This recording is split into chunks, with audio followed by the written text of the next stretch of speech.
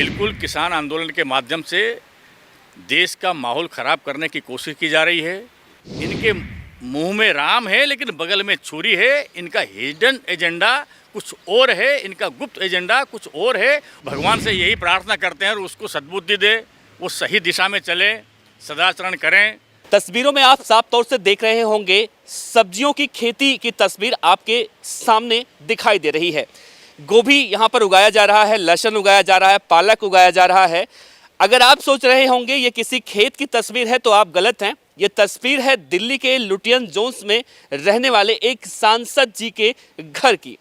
सांसद जी हमारे साथ मौजूद हैं, जो कि फार्मिंग एडवाइजरी समिति के सदस्य भी हैं केंद्रीय कृषि मंत्रालय में। मध्य प्रदेश के राजगढ़ से सांसद हैं बीजेपी के, नाम है रोडमल नागर। और इनके बारे में हम बताएं आपको, मध्य प्रदेश के जिस इलाके से, जिस लोकसभा सीट से ये सांसद हैं, वो कांग्रेस के दिग्गज नेता दिग्विजय सिंह की सीट भी कही जाती है। उनका वहाँ पे दबदबा भी है और ये 2 बार वहाँ से लगातार बीजेपी की सीट से जीतते हुए भी आ रहे हैं। इनसे हम बात करते हैं। सर, स्वागत है आपका। जी नमस्ते। जो देश में माहौल चल रहा है किसान आंदोलन का, उसको आप किस तरह से देख रहे हैं? देखिए, ये किसान आंदोलन पूरा प्रायोजित है। हकीकत में किसानों का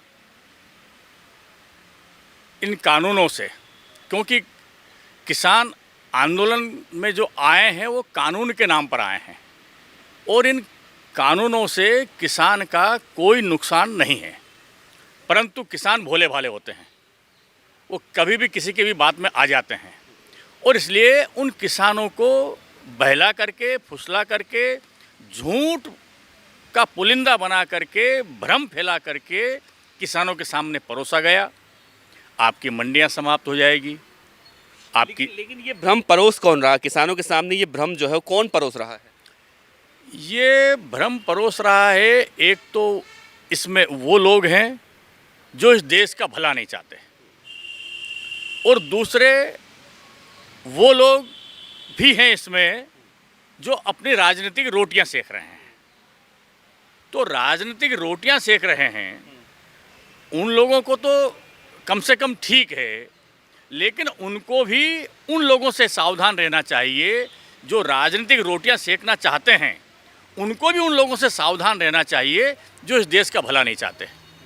अरे भैया, देश रहेगा तो हमारी सबकी राजनीति रहेगी, अगर देश ही नहीं रहेगा तो राजनीति कहाँ से रहेगी? और इसलिए देश विघातक तत्व भी इसमें लगे रहते हैं जो इस देश का भला नहीं चाहते। तो अब इसमें मिसअंडरस्टैंडिंग हो जाती है। कुछ लोग अपनी बात के लिए अड़े हैं, कुछ लोग भ्रम फैलाने के लिए अड़े हैं और कुछ लोग वितंडतावाद फैलाने के लिए अड़े हैं। ये एक दूसरे की कमी को, एक दूसरे की कमजोरी को दबाने के लिए, कोई अंधा है, कोई लंगड़ा है, कोई बहरा है, कोई गूंगा है, और ये सब मिलकर के एक व्यक्ति बनना चाहते हैं जो संभव नहीं है। खेती किसानी से आपका प्रेम यहाँ पर दिख रहा है। यहाँ पर दिल्ली स्थित अपने बंगले पर भी आपने यहाँ पर कम ज़मीन पर काफ़ी कुछ उगाने की कोशिश की है। किसानों का दर्द मुझे लगता है आप बहुत अच्छे तरीके से समझते होंगे। तो क्या जिस तरह से राहुल गांधी कल भी बोलते हुए दिखाई दिए कि ये सिर्फ और सिर्फ उद्योगपतियों को फ़ायदा दिलाने के लिए, किसानों की ज़मीन उनको सौंपने के लिए ये कानून लाया गया है? मुझे तो हंसी आती है। उनको यही पता नहीं होगा माननीय राजीव गांधी जी को कि हरी मिर्ची का पेड़ और लाल मिर्ची का पेड़ ये कहाँ मिलता है। उनको ये भी पता नहीं होगा कि भटा ज़मीन के अंदर उगता है कि ऊपर उगता है, गेहूं क्या है और जौ क्या है ये भी उनको पता नहीं है। चना कब बोया जाता है, रबी और खरीफ की जो फसलें हैं उनका भी उनको पता नहीं है। उनको कुछ भी पता नहीं है। मैं तो ये कहूँ कि कांग्रेस की स्थिति और कांग्रेस का नेतृत्व, उनको अगर बेचारा कहा जाए तो कोई अतिशयोक्ति नहीं है। एक चीज़ और देखने को मिलती है नागर जी, 2014 के बाद एक चीज़ देखने को मिला है कि देश में ये आवाज़ उठता है कि देश में अभिव्यक्ति की आज़ादी खत्म हो गई है, लोकतंत्र का हनन हो रहा है। तो अगर हम इमरजेंसी के दिनों की घटना को याद करें तो उस दौरान क्या माहौल था, कुछ बताएंगे इसके बारे में? देखिए, अंडा सिखाए बच्चे को चींची मत कर। कांग्रेस उस तरह की बातें कर रही है।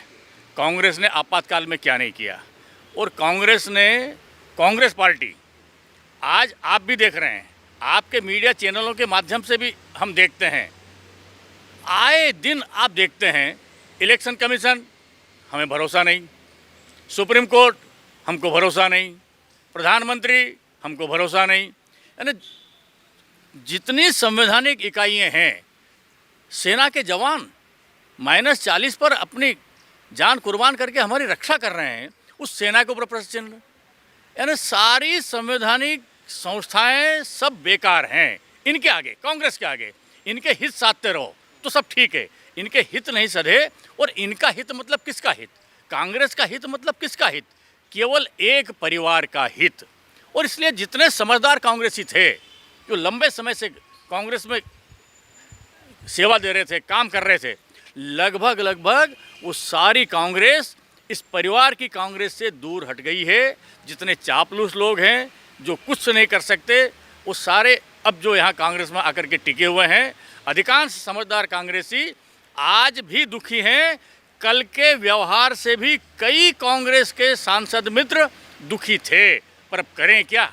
नेता वो उनके नाम बताएंगे कौन कौन दुखी है? नहीं, ठीक है। अब अच्छा, क्या लगता है किसान आंदोलन के नाम पर देश का माहौल खराब करने का कोशिश किया जा रहा है क्या?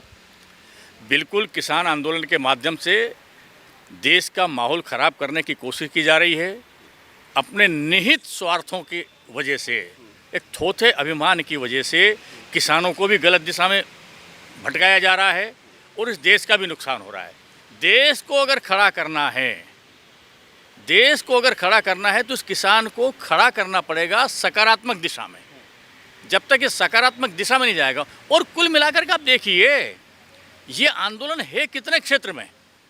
क्यों? तमिलनाडु में खेती नहीं होती है, मध्य प्रदेश में खेती नहीं होती है, गुजरात में खेती नहीं होती है, हिमाचल में खेती नहीं होती है, उत्तरांचल में खेती नहीं होती है, झारखंड में खेती नहीं होती है, महाकौशल में खेती नहीं होती है, केवल पंजाब में खेती होती है। अरे, मध्य प्रदेश में पिछली बार पंजाब से ज़्यादा गेहूं पैदा हुआ है ऑन रिकॉर्ड। हमारे यहाँ किसानों का नुकसान नहीं हो रहा है, इनके यहाँ किसान का नुकसान हो रहा है।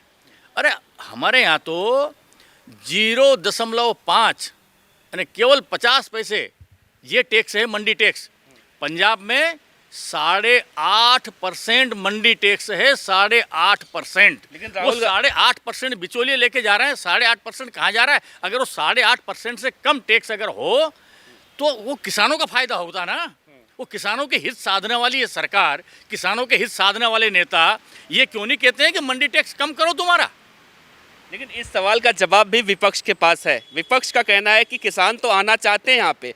2016-17 में भी तमिलनाडु के किसान आए थे जंतर मंतर पे, लेकिन सरकार उन्हें आने ही नहीं दे रही। प्रशासन यहाँ पर दिल्ली में एंट्री नहीं करने देता, वरना बहुत संख्या में हर राज्यों से आते लोग।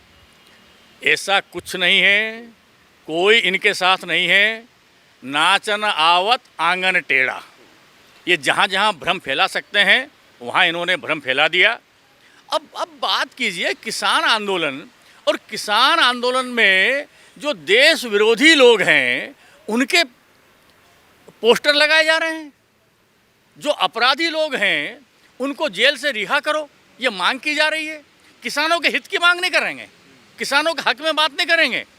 नाम किसान का, काम दूसरे का। इनके मुंह में राम है लेकिन बगल में छुरी है। इनका हिडन एजेंडा कुछ और है, इनका गुप्त एजेंडा कुछ और है, और वो यही है कि ये देश इसके पैर पर खड़ा नहीं हो जाए। और इन योजनाओं से, इन कानूनों से किसान का अगर भला हो जाएगा, किसान मजबूत हो जाएगा, किसान खड़ा हो जाएगा, तो हमारी दुकान बंद हो जाएगी। राहुल गांधी क्या देश से ऊपर हैं क्या? कल उन्होंने सदन में जिस तरह से अपना मौन व्रत रखा, शोक रखा, सभा रखा, बिना अध्यक्ष महोदय के अनुमति के, तो जिस तरह से नाराजगी देखने को मिली हमें, क्या राहुल गांधी का ऐसा करना, क्या मैसेज क्या देना चाह रहे हैं राहुल गांधी? देखिए, राहुल गांधी जी के स्वभाव में सारी चीज़ें आ चुकी हैं। वो अपने आप को इस देश का सेवक मानते ही नहीं, एक देश का नागरिक मानते ही नहीं, वो इस देश का राजा मानते हैं। और ये जो परिवार है, ये परिवार परंपरा से ही अपने आप को इस देश का राजा मान करके चलते हैं। इनका किसी भी संवैधानिक इकाई पर कोई भरोसा नहीं है। पूरा इतिहास उठा करके देख लो आप, इनका कोई भरोसा नहीं है। और इसलिए इनके खुद के प्रधानमंत्री थे मनमोहन सिंह जी, उनको कैसी लताड़ लगाई थी, कैसे उनके कानून को, बिल को फाड़ करके इन्होंने सरेआम फेंका था। चाहे सेना की बात हो, चाहे संविधान की बात हो, चाहे चुनाव आयोग की बात हो, चाहे सुप्रीम कोर्ट की बात हो, चाहे राष्ट्रपति जी की बात हो, किसी की भी बात हो, किसी संवैधानिक इकाई की बात हो, इनको उसके ऊपर विश्वास नहीं है। सबसे ऊपर हैं। लोकसभा में भी यही किया। इनको जो करना नहीं चाहिए था वो किया। सारा देश देख रहा था। लोकसभा अध्यक्ष के अधिकार संविधान ने तय किए हैं, हमने, आप सब लोगों ने मिलकर के तय किए हैं। आप सबसे ऊपर हैं, सारी संस्थाओं से ऊपर हैं। आप कहाँ ले जाना चाहते हैं इस देश को? ये देश को गलत दिशा में ले जाने का प्रयास कर रहे हैं, लेकिन ये प्रयास इनका असफल होगा, ये फेल होंगे। जनता कोई इनके साथ नहीं है। ये वितंडतावाद की मानसिकता लंबे समय तक नहीं चल सकती। एक आखिरी सवाल करूंगा, आप भी सनातन धर्म को मानते हैं, तिलक लगाए हैं, आप भी टीका लगाए हैं, तो क्या देश में जय श्री राम बोलना गलत है क्या? ममता बनर्जी, अभी आपको याद होगा, जब उनके सामने जय श्री राम के नारे लगाए गए थे तो वो वॉकआउट कर गई थी, वहाँ से निकल गई थी। देश की राजधानी दिल्ली में ही कल एक लड़के की हत्या कर दी गई सिर्फ इसीलिए क्योंकि वो राम मंदिर के लिए चंदा इकट्ठा कर रहा था। दूसरे धर्म के लोग पर आरोप है जो गिरफ्तार हुए हैं, दूसरे धर्म के लोग हैं। देखो, ये बड़ा ही दुर्भाग्यपूर्ण है। ये देश राम का है। आज से नहीं, हमारे संविधान में भी आप देख लीजिए उठा करके भगवान राम के फोटो हैं। लेकिन जैसी दृष्टि वैसी सृष्टि।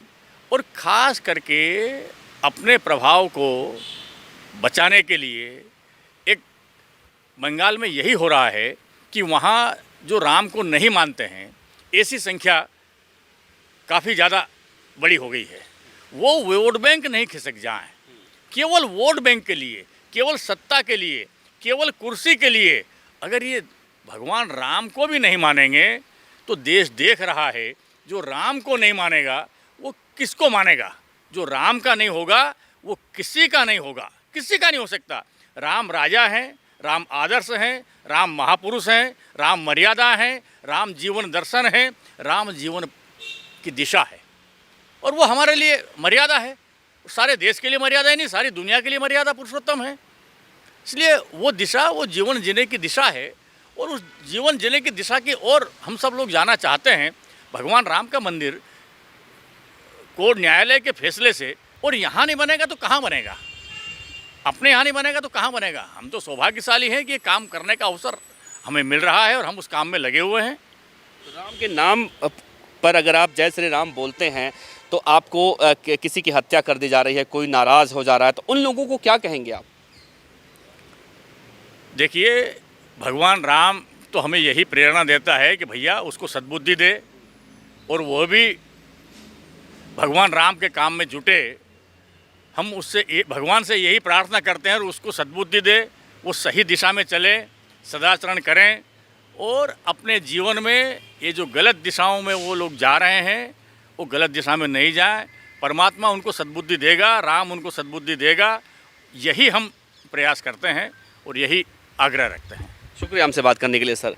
तो परमात्मा भगवान श्री राम ऐसे लोगों को सद्बुद्धि देंगे, यही कामना करते हैं मध्य प्रदेश के राजगढ़ से सांसद रोडमल नागर जी। कैमरामैन प्रशांत कुमार सैनी के साथ Devnath Pandey, local vocal news, Delhi.